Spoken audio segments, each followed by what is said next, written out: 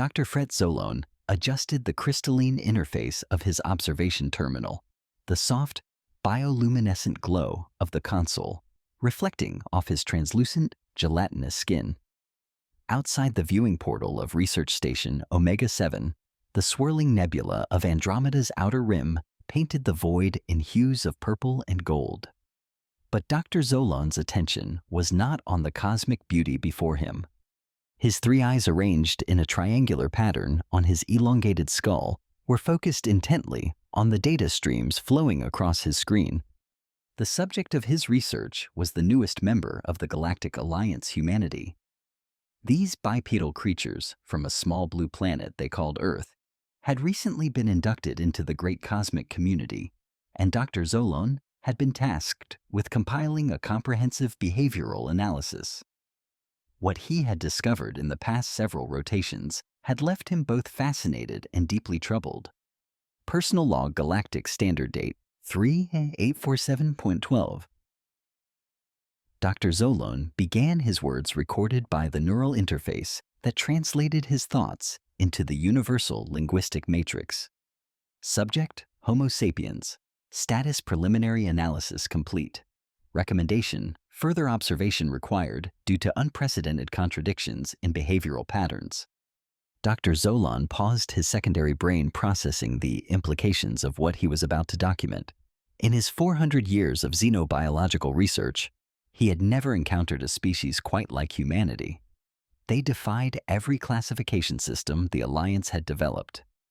The Aggression Index, a standardized measurement used throughout the galaxy to assess the militaristic tendencies of newly discovered species, had proven utterly inadequate when applied to humans. Most species fell neatly into categories. The peaceful crystalline collective averaged a 0.2. The warrior breed Saurotex scored a consistent 7.8, and even the famously volatile plasma wraiths maintained a steady 6.5. But humans, their readings swung wildly between extremes, sometimes within the same individual. Dr. Zolone extended one of his four appendages to access the historical data files. Images and videos flooded his screen scenes of human conflict that made his internal organs churn in distress. World War II, with its systematic extermination of millions. The Rwandan genocide, where neighbors turned against neighbors with unspeakable brutality. The atomic bombings of Hiroshima and Nagasaki, where a single weapon vaporized entire cities. Observation Note 1. He continued, his voice carrying a note of clinical bewilderment. Humans have demonstrated capacity for organized violence on a scale that would terrify the most battle-hardened Saurotekis. Their wars involve not just military targets, but deliberate mass casualties among non-combatants. They have created weapons capable of destroying their entire planet multiple times over. But then the files shifted, showing another side of humanity that seemed to contradict everything he had just observed. Rescue workers running into burning buildings to save strangers. International humanitarian aid flowing to disaster-stricken regions. The peaceful revolutions that brought down oppressive regimes through nonviolent resistance. Observation Note 2. Dr. Zolone added, his confusion evident in the slight color change of his translucent skin. The same species that wages such devastating wars also displays remarkable capacity for self-sacrifice and altruism. During natural disasters, humans regularly risk their own lives to save others they have never met. They have organizations dedicated entirely to providing aid to those suffering in distant parts of their planet. Dr. Zolone's fourth eye, the one used for deep analysis, began to spin slowly, a sign that his magnificent brain was processing complex contradictions. How could a species be both ruthlessly violent and extraordinarily compassionate? It defied the fundamental principles of evolutionary psychology that governed behavioral prediction in all other known species. He accessed the cultural data files next, hoping to find some explanation in human belief systems or social structures. What he found only deepened the mystery. Humans possessed thousands of different belief systems, many of which preached peace and love, yet were often the very source of their most bitter conflicts. They created art celebrating war and violence alongside masterpieces dedicated to peace and harmony. Observation Note 3. Dr. Zolon recorded his exasperation beginning to leak into his professional tone. Human cultural productions are as contradictory as their actions. They simultaneously glorify violence in their entertainment while expressing deep longing for peace in their highest art forms. They write epic poems about the honor of battle and tender verses about the beauty of nonviolence. The more Dr. Zolon studied, the more perplexed he became. Humans seem to exist in a constant state of internal conflict, struggling between their capacity for destruction and their desire for creation, between their tribal instincts and their universal aspirations. It was as if they were two different species inhabiting the same body. His research took an unexpected turn when he encountered a phenomenon that no other species in the galaxy recognized: viruses. These microscopic entities, not quite alive by galactic standards, were apparently known to every human from childhood. But when Dr. Zolon attempted to explain the concept to his colleagues, they stared at him with the same confusion he had been experiencing. They have an entire scientific discipline dedicated to understanding non-living entities that nonetheless reproduce and evolve. He muttered to himself, accessing his personal research assistant. "What the hell is a virus?" He asked the AI using one of the human expressions he had learned. The AI's response was immediate but hardly illuminating. Viruses are subcellular, infectious agents that require a host cell to replicate. They exist in a state between living and non-living matter. Dr. Zolon's frustration mounted.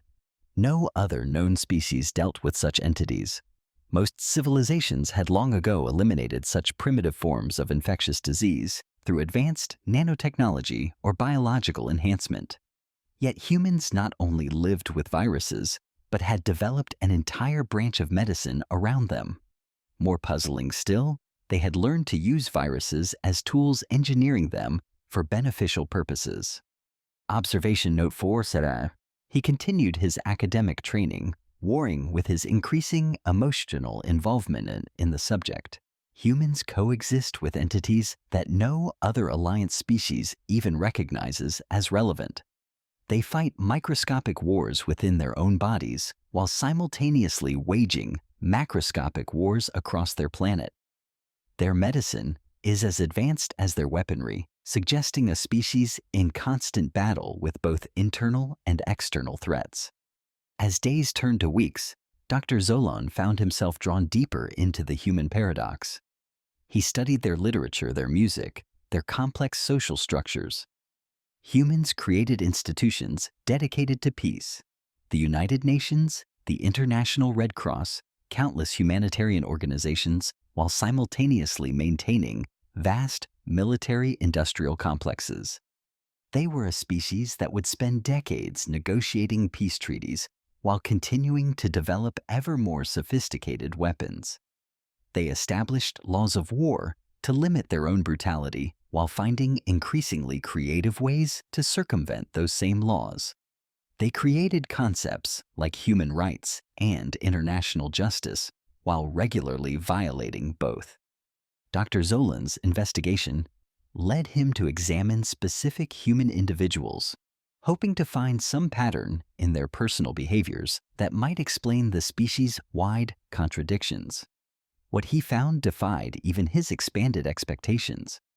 Individual humans could display extreme violence and extreme compassion, sometimes within the same day. He studied reports of soldiers who would kill enemies in battle, then risk their lives to save wounded soldiers from the very forces they were fighting.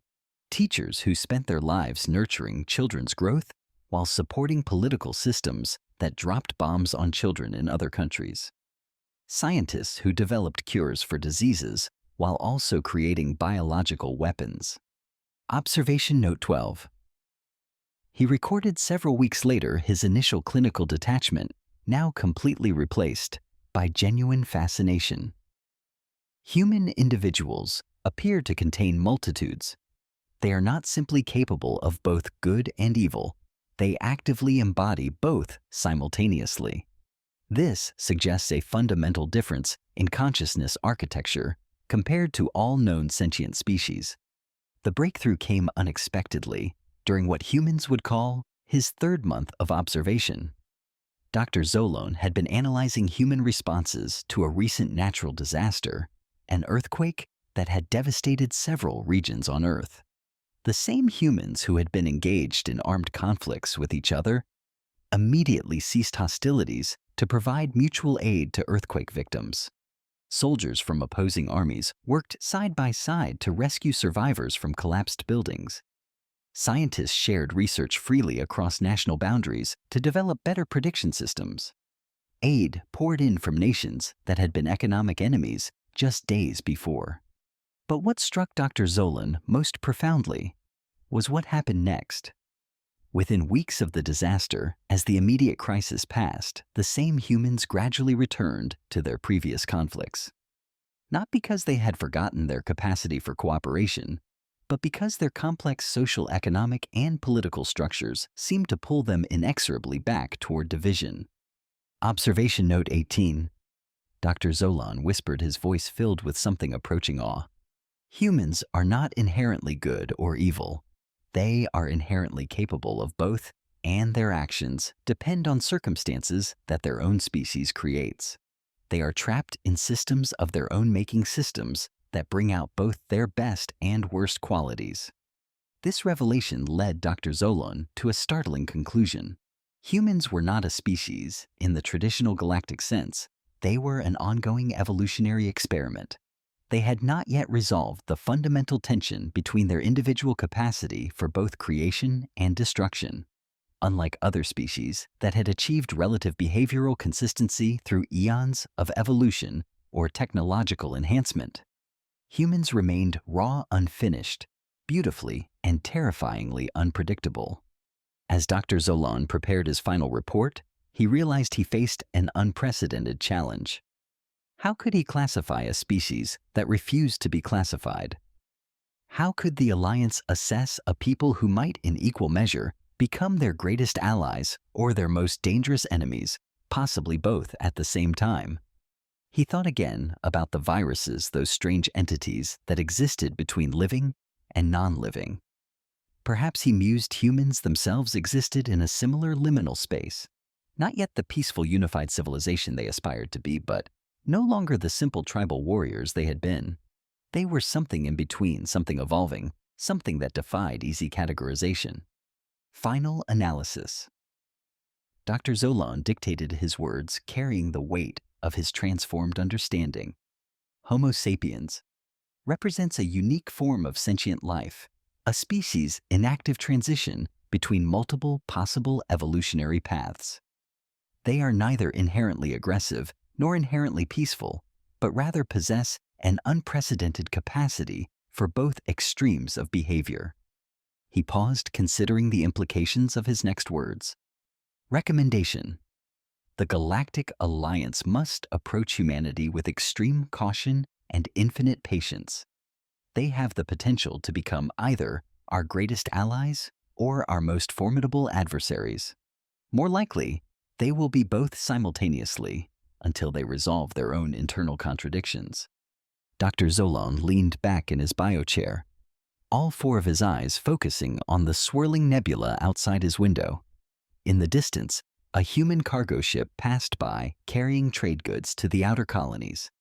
Its crew of 6 humans would probably demonstrate the full spectrum of their species' nature during their journey: cooperation and conflict, to wisdom and folly, cruelty and kindness, all wrapped up in the same small vessel. As he watched the ship disappear into the cosmic mist, Dr. Zolan couldn't help but feel a strange affection for these impossible creatures. They frustrated every attempt at understanding, challenged every assumption about sentient behavior. And yet, there was something magnificent about their refusal to be simply one thing or another. Months later, when Dr. Zolan's report was presented to the Galactic Alliance Council, It sparked the greatest debate in the Alliance's 10,000-year history. Some members argued that humanity was too dangerous to be fully integrated into galactic society. Others maintained they were too valuable to be excluded. The Council's final decision reflected the very contradiction that humans embodied humanity would be granted full membership in the Alliance, but with unprecedented monitoring and support systems to help them navigate their own complex nature. Dr. Zolon was appointed as the head of the new Human Integration Office, a position that would require him to continue studying these fascinating creatures indefinitely. As he accepted the appointment, he reflected on how fitting it was. A species that defied completion had given him a job that would never be finished. In his new office on the Alliance capital world, Dr. Zolon kept a small holographic display of a human child playing with her pet, an animal called a dog.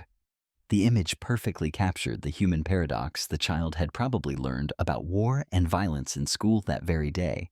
Yet here she was, expressing pure joy and love toward another species entirely. What the hell is a human, he thought to himself, using another phrase he had picked up. The question had evolved from frustration to fondness. Perhaps that was the point, not to answer the question definitively, but to keep asking it. As reports continued to flow in from human space, based stories of remarkable scientific breakthroughs and continued regional conflicts, of extraordinary artistic achievements and ongoing social inequalities, of environmental restoration efforts and persistent pollution, Dr. Zolon realized his initial assessment had been correct. Humans were not a problem to be solved, but a mystery to be appreciated. They were living proof that consciousness could evolve in ways the Alliance had never imagined, that intelligence could take forms they had never considered. They were chaotic and ordered destructive, and creative, savage, and sublime all at once, all the time. In his private moments, Dr. Zolon often wondered if perhaps the Alliance had been missing something in its pursuit of behavioral predictability. Maybe there was value in the human approach, embracing contradiction, living with uncertainty, growing through conflict as much as through cooperation. As the years passed and humanity spread further into the galaxy, Dr. Zolon documented countless examples of their paradoxical nature. Human explorers who fought bitterly over resource rights while simultaneously sharing their greatest scientific discoveries. Human diplomats who negotiated peace treaties with ancient enemies while their homeworld continued to struggle with poverty and inequality. Human artists who created works of universal beauty while living in societies still grappling with discrimination and violence. But gradually, something began to change. Maybe it was the influence of contact with other species, or perhaps it was simply the natural progression of their development. But humans slowly began to demonstrate greater consistency in choosing cooperation over conflict. Not always and never completely, but enough to suggest that their species might be evolving towards something new. Dr. Zolon's final entry in his human research logs, written nearly a decade after his initial investigation, reflected this evolution. Supplemental analysis. After extensive long-term observation, I have come to believe that humanity's greatest strength lies not in resolving their contradictions, but in learning to live with them consciously. They are beginning to recognize their own nature, both dark and light, and making increasingly deliberate choices about which aspects to cultivate. The report concluded with an observation that would become famous throughout the galaxy. Humans have taught us that evolution is not always about becoming something fixed and predictable. Sometimes it is about becoming comfortable with being permanently unfinished, permanently growing, permanently capable of surprise even to oneself. In this, they may be showing us a path to a more dynamic, more resilient form of galactic civilization. Years later, when the first human member was elected to lead the Galactic Alliance Council, Dr. Zolon sat in the ceremonial chamber watching the proceedings. The new chancellor, a former soldier turned peacemaker, turned scientist, embodied everything that had initially confounded him about humans. This individual had seen the worst of war, dedicated themselves to peace, and now led with a wisdom born from embracing rather than denying complexity. As the ceremony concluded and the diverse species of the galaxy celebrated their new leader, Dr. Zolon realized that his research had changed him as much as it had informed the Alliance. He had learned to appreciate questions without answers, to find beauty in contradiction, and to see strength in the admission of ongoing imperfection. The humans had indeed brought something unprecedented to the galactic community, not despite their contradictions, but because of them. They had introduced the radical idea that it was possible to grow not by resolving all tensions, but by learning to dance with them. And in the end, perhaps, that was what the galaxy had been waiting for all along. Not another species with all the answers, but a species that proved it was okay not to have them yet, as long as you kept reaching for them. Dr. Zolon smiled an expression he had learned from humans as he filed his final report. Tomorrow, no doubt humans would do something that would require him to revise his understanding yet again. And for the first time in his long career, he found himself looking forward to being wrong. After all, in a universe full of predictable species, there was something wonderfully refreshing about a people who could still surprise themselves. What the hell is a virus? What the hell is a human? Perhaps, Dr. Zolon mused, the beauty was that neither question had a simple answer. And maybe that was exactly as it should be.